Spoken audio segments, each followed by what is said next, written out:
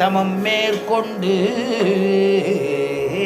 பூடி வெங்கானம் நன்னி புண்ணிய புனல்களாடி 7 ஆண்டில் வா என்று இயம்பினன் அரசன் என்றான். ஆழிசூடு உலகமெல்லாம் பரதனே ஆளட்டும்.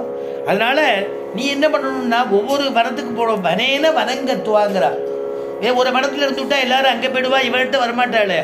அதனால பரதன் ஆட்சியாண்ட பரதன்கிட்ட வரமாட்டாளேன்னு ஒரு உத்தேசியமா கைகேயிக்கு. அதனால நீ இப்படியே போ. ஆனால் நீ எப்படி போகணும்னா ஏதோ நீ பிக்னிக் போகிற மாதிரி போகக்கூடாது, நியமனத்தோடு போகணும். புண்ணிய துறைகளாடி புண்ணியமான தீர்த்தங்கள்லாம் ஸ்நானம் பண்ணி அனுஷ்டானம் பண்ணிட்டு போகணுமா. அப்படிலாம் கேட்டிருக்கா இல்லையா? மாறி போயிடுத்து. அந்த அந்த அந்த புடிசூட்டக்கூடியது பிரமேயம் இப்போ வரப்போகிறது தான்.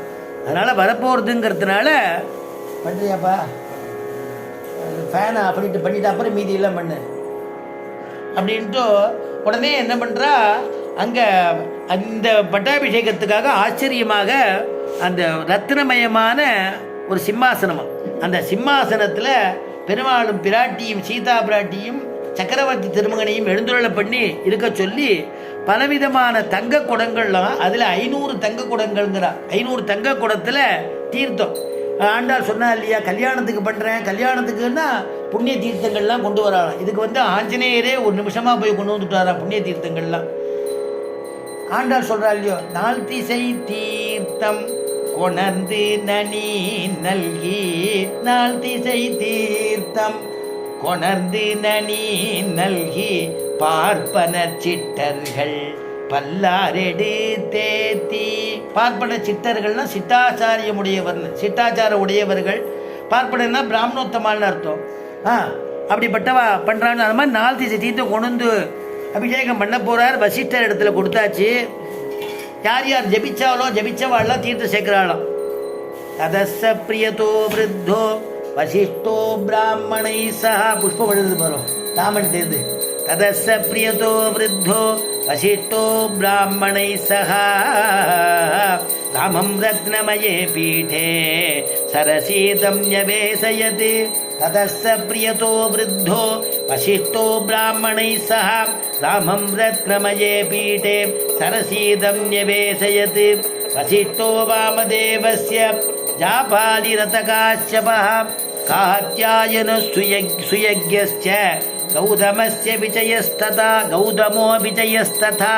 வசிஷ்டோ வாமதேவஸ்ய ஜாபாலிரதகாஷ்யபः, காத்யாயன சுயக்யஸ்ச கௌதமோ விஜயஸ்ததா அப்படின்னு.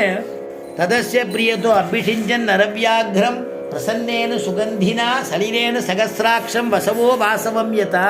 எப்படி நடந்ததுங்கிறா.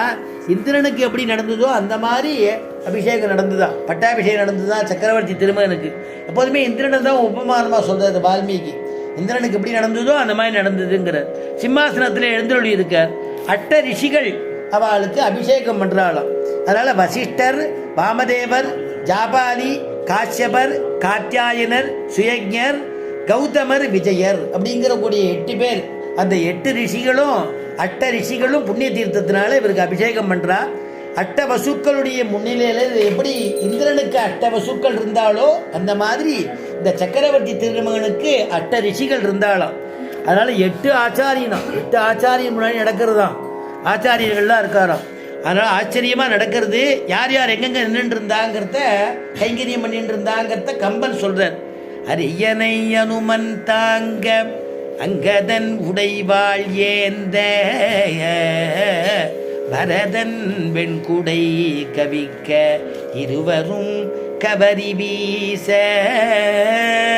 விரை செறி குழலியோங்க வெண்ணையூர் சடையன் தாங்கள் மரபுளோர் கொடுக்க வாங்கி வசிஷ்டனே புனைந்தான் மௌளி. வசிஷ்டனே புனைந்தான் மௌளி. அரியனை அனுமன் தாங்க. பெருமாளுடையதான திருவடிவாரத்தில் திருவடின்னு சொல்லக்கூடிய ஆஞ்சநேயன் நின்று தாங்கிட்டு இருக்காராம். அரியனை அனுமன் தாங்க அங்கதன் உடைவாள் ஏந்த. அங்கதன் உடைவாள் வச்சுட்டு இருக்காளாம். அதெல்லாம் மரியாதை. நம்ம ரங்கநாதனுக்கு அந்த மாதிரி ஏற்கனவே இருந்திருக்கு. அதனால மரியாதையில் அருவாள் கத்தி வச்சுட்டு இருப்பா, உடைவாள் வச்சுட்டு இருப்பா. இப்போ